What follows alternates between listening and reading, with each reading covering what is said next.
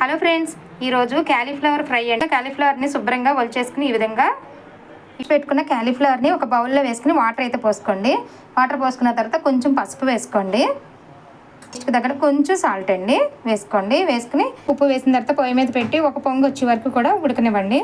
ఒక పొంగు వచ్చి ఉడుకుతుంది కదండి, ఇప్పుడు స్టవ్ అయితే బంద్ చేసేసుకోండి. ఇంకా దాంట్లోకి వడగట్టేసుకోండి. స్టవ్ వెలిగించి ప్యాన్ పెట్టుకుని కొంచెం ఆయిల్ అయితే పోసుకోండి. కరివేపాకు వేసుకోండి, ఆవాలండి, జీలకర్ర ఇది వేగుతున్నాయి కదండి. ఇప్పుడు మనం వడగట్టి పెట్టుకున్న క్యాలీఫ్లవర్ని వేసేసుకోండి. పసుపు అయితే వేసేసుకోండి. టేస్ట్కి తగ్గ సాల్ట్ కూడా వేసేసుకోండి. కొంచెం కొంచెం కలుపుకుంటూ మధ్య మధ్యలో మూత తీసి వేపుకుంటూ ఉండండి. ఇదండి మూత తీసేసుకుని ఇంకా మూత పెట్టకూడదండి. ఇంక మూత పెట్టకుండా ఉడికింది కదండి, ఇక మూత అనేది పెట్టకుండా మంటని మీడియం ఫ్లేమ్లోకి మార్చుకుని ఇంకా బాగా వేపేసుకోండి. ఇప్పుడు కొంచెం ధనియాల పొడి అయితే వేసేసుకోండి. అలాగే కారం కూడా వేసేసుకోండి. టేస్ట్కి తగ్గ కారం కూడా వేసేసుకోండి.